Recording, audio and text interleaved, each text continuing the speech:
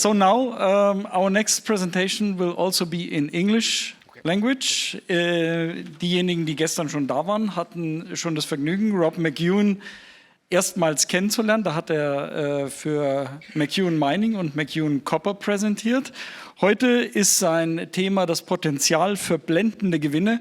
Und Rob McEwen ist ein Schwergewicht der Minenindustrie, kann man sagen. Er ist der Gründer von Goldcorp, die er von 50 Millionen Dollar Market Cap auf 8 Milliarden beim Verkauf hochgebracht hat.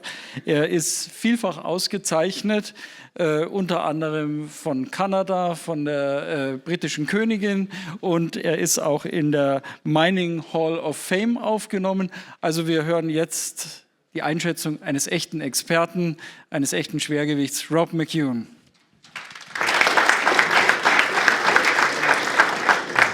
Good morning. So the title of my talk is Potential for Dazzling Returns. I'm certain that every one of us has at one time in our life said, I've seen that before. Let's call it déjà vu. Today, when I look at the stock market, there's one sector that where I've spent my career, and it looks very much like we're getting ready to deliver dazzling returns again, as it has done several times before. So this is just looking at returns that have occurred about 20 years ago. And there are three periods over the last 45 years that have shown enormous returns, tech-like returns. And it's divided. We're looking in the gold market between producers and explorers or junior exploration companies. So you can see from 1979 to 80, the producers gave an attractive return of 290% over a relatively short period of about a year and a half. But the explorers, on average, were up about 2,300%. Again, 81 to 83, there was a big gold rush in Canada, and the producers were up 72%, but the juniors were up over 4,000%. And then again, 95, 96, 211 for the producers, over 3,800 for the juniors. I have to say I'm somewhat addicted to this space because of those returns. But what is quite obvious from the manias was, one, it happened almost 30 years ago, so most investors coming into the market today have no knowledge of this type of performance. They've been looking at biotech or IT or other areas, but this area can deliver returns. The gains happen over very short periods of time, about a year and a half. The explorers and the juniors have delivered the largest gains. And it's important to understand that the climb up to the top is much longer than the fall from the top. So that means there's opportunity to get into the market before the top is realized. There have been subsequent briefer manias and their individual stories or area plays that have delivered significant gains, but they've been largely overlooked in the marketplace. But I think if you're interested in oversized gains, you might want to take a look at this unloved, underinvested sector. And here's just looking at the commodity price, where it's taking the S&P Commodity Index and contrasting it with the S&P financials, which are the largest 500 companies in the US. And it's an important relationship to understand. Here we're going from 1970 forward, and it's showing that there are times when the market pays a lot of attention to commodities and other times when it doesn't pay any attention to commodities. So here you're looking at the green dots represent when commodities are very cheap, and I apologize, there should be a green dot right on the left-hand side at the bottom in 1970. And the red dots are when the commodities are expensive. So you can look in there, the oil crisis occurred in the mid-70s. That's the first red dot. Commodity prices jumped. The Gulf War in 1990 and the financial crisis in 2008. So you can see here the climb takes a lot longer than the fall. And I think it's an important graph to look at when you're considering when you're going to enter the market and what sector of the market you're going to go into. Timing is very, very critical.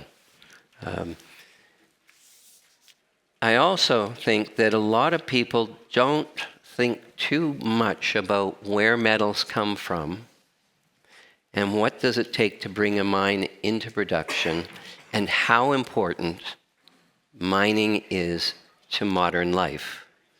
And I just want to show you a short video. It's somewhat humorous, but of what happens when you take what's mined out of life. Is there any sound to that?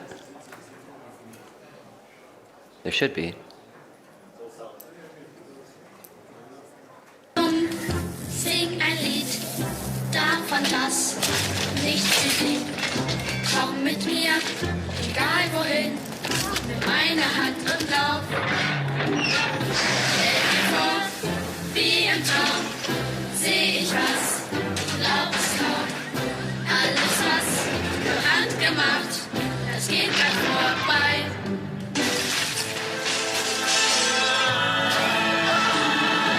Sag mal, weißt du wie es jetzt wär ohne sie? Ich nimm dich mit auf mein Weg, sing mein Lied, das noch blieb. Sag mal, weißt du wie es jetzt wär ohne sie?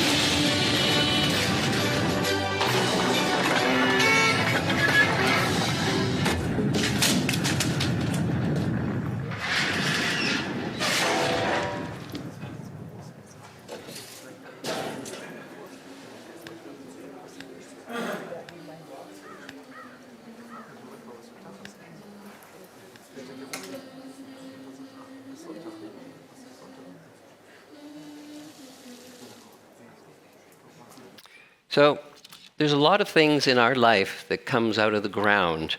And unfortunately, we're telling our children that mining is bad and that it's not relevant to life. That's half the story. We have to tell the other side that mining has become more sensitive to the environment. They're doing a better job protecting it, and they're good examples of reclamation, but that it is essential to our life. So now when you look at that, you think of commodities, and you saw a graph earlier on that we're at a low point relative to financial assets. But in that 45-year period, the world's population has gone from 3.7 billion to almost twice that number. And we've urbanized, moved into massive cities, and we're consuming more than we've ever consumed before. And the important thing is to understand that a mine takes a lot longer to develop today than it did back then because of regulations and permitting and capital markets. So should commodities be this cheap, or is it going to turn around and become more expensive? You also look at the disruption in trading patterns as a result of geopolitical strife and sanctions. So it's becoming a more difficult market to predict. We're looking at commodity prices, deficits showing up in the marketplace, and that's going to impact price. So I think commodities are very cheap today. Demand is greater than supply, particularly in copper, of what's being mined and what's being recycled. And it's a critical element for modern civilization. I know during these periods, I've been convinced that my investments in junior exploration companies would keep climbing. And a number of years ago, one of my associates here, Stephen Spears, said to me, your investment portfolio now is worth over $750 million. And I thought, that's great. It represented huge capital gains, and I didn't see any reason to sell. I thought it'd be a short time before it's worth $1 billion plus. But you know what? It never happened. Instead, the prices fell like a stone, and I ended up selling a number of those holdings to establish tax losses. And I think maybe some of you have had similar experience. The lesson is that the tops of these manias are sharp, short, narrow points, and one day quickly reverse and go into rapid free falls. So if you find yourself holding out to sell at the top, take a break, and I'll offer you some advice my mother gave me. She said, you never go broke selling early. So right now, I think is the time you should be entering the market, or at least I've entered the market, because I think this is a time when the market will reward the buyer.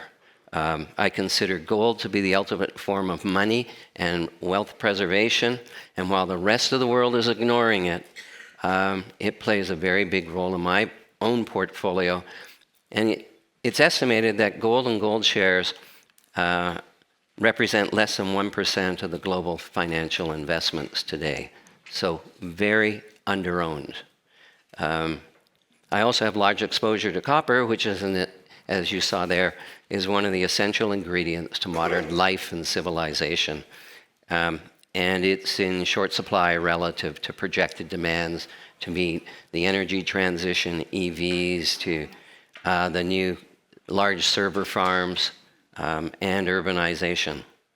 But before talking more about why gold and copper and commodities should do well, I'd just like to introduce myself.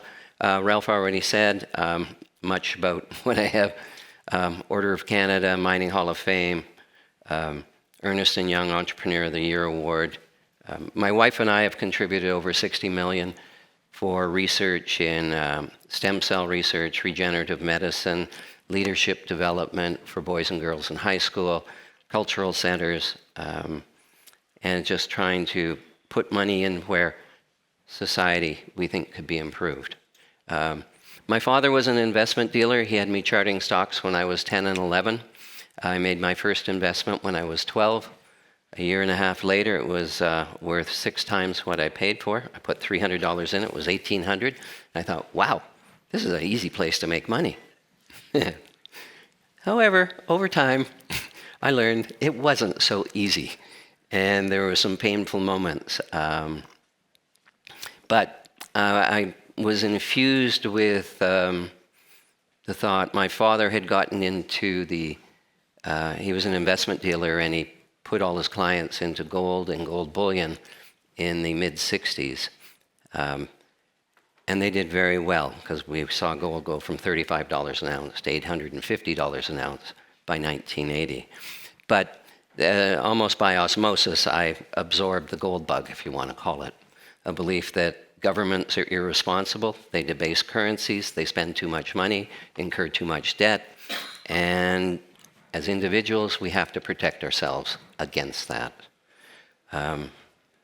So I think we're witnessing the start of a new market, and so I'll just continue my story for a moment. I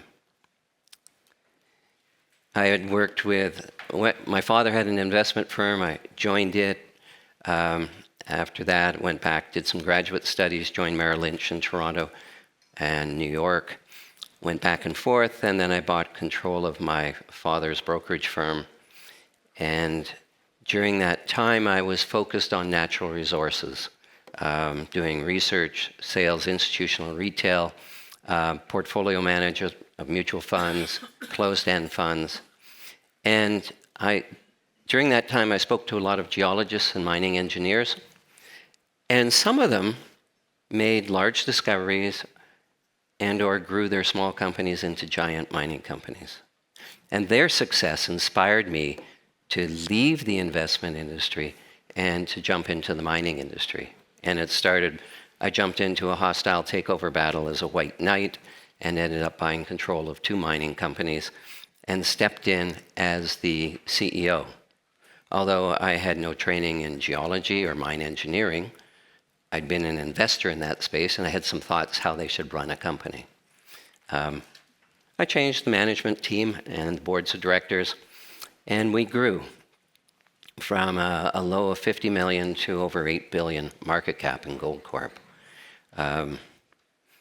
And then in 2005, after 19 years as CEO of Goldcorp, I thought, you know, we're at a size, we've gotten too big. I'm not going to be able to drive returns of 10, 15, 20% returns on our share price with the company that size. And I also wanted to see those returns, so I left. When I left, just before I left, I bought another company, put it into Goldcorp, put the CEO of that company at the head of Goldcorp. And when I walked away, we had, Goldcorp had 400 million in cash and gold bullion in its treasury. It had no debt, and it was one of the world's lowest cost gold producers in the world. And I thought, well, what am I going to do next? And I thought, my bank account had improved during that period.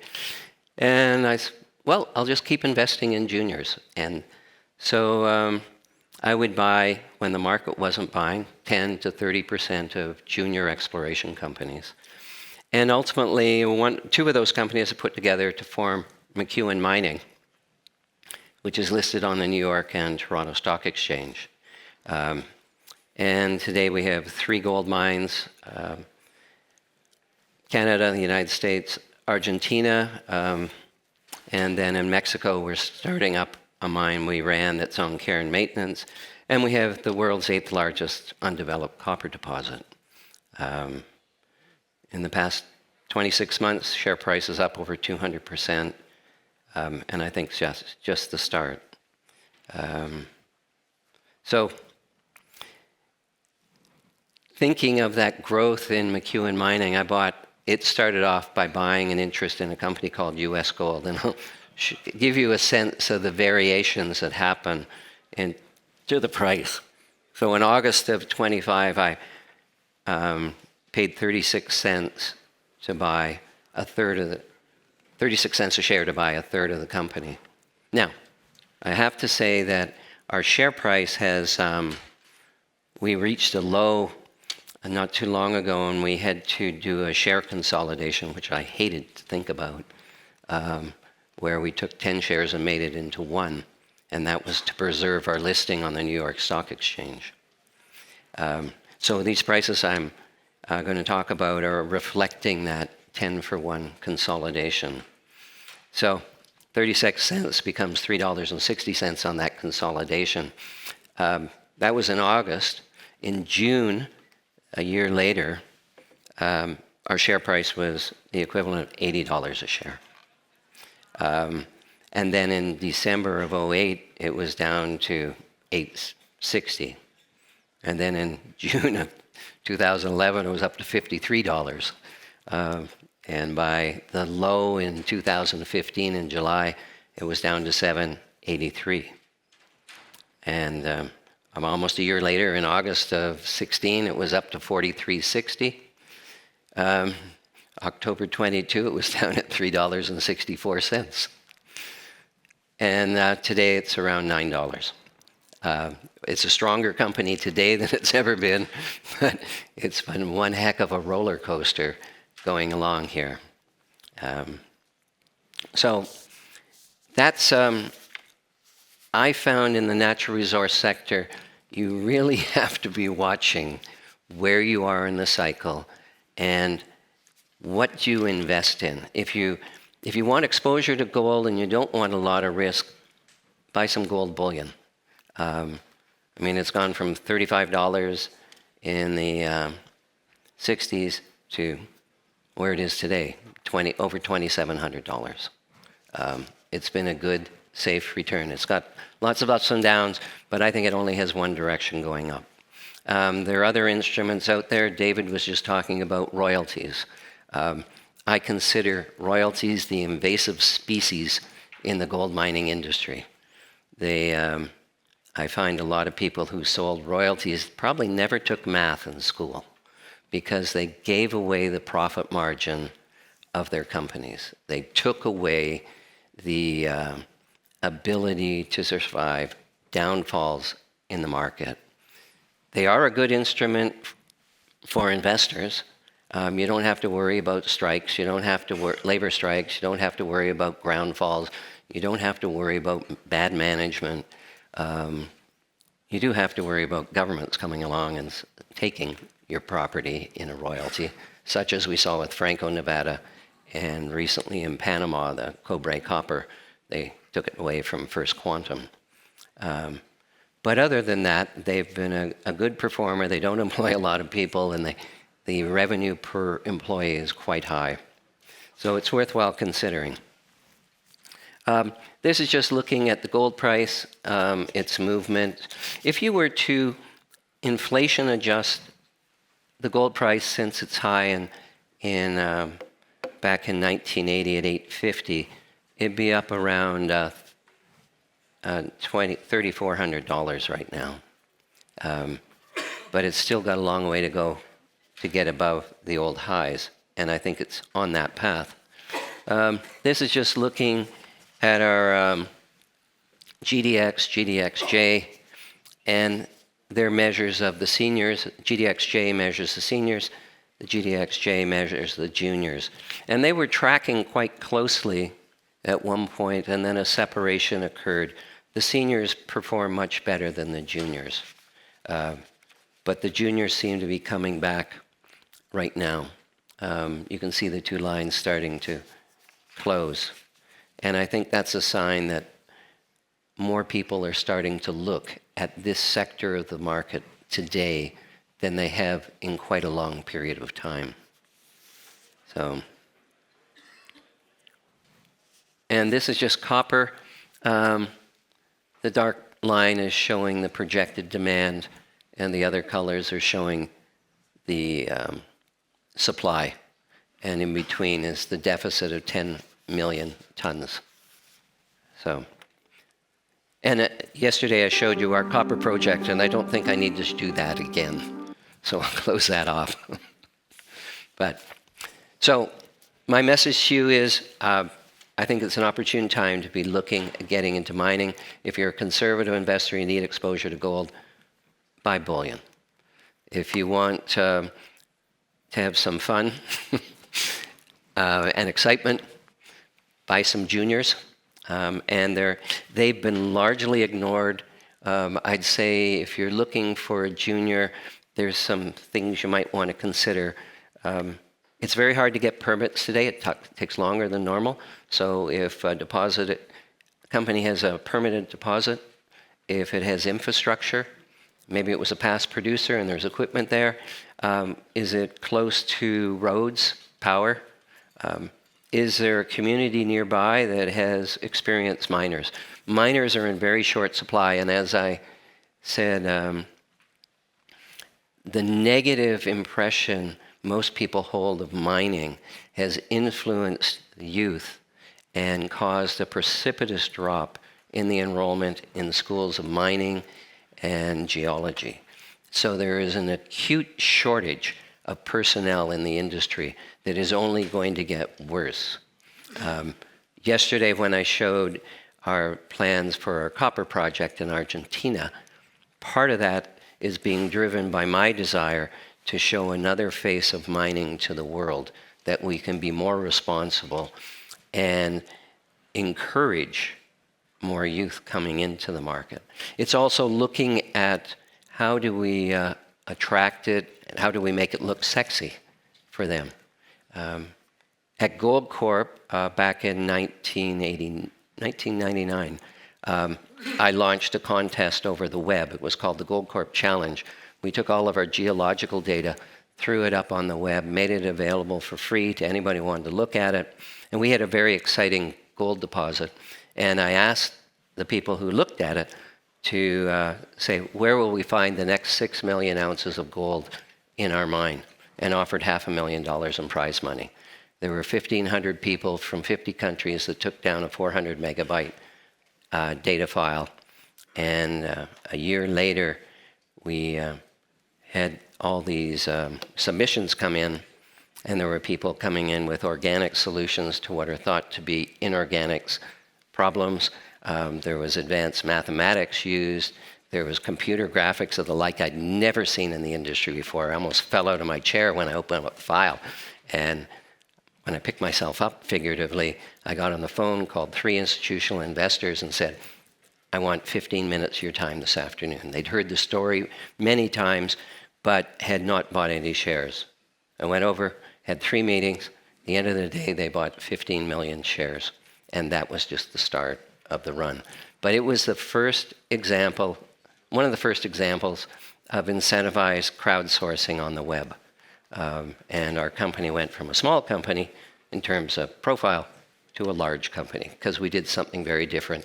And I think the secret in this industry, in any industry, is how do you differentiate yourself in the marketplace?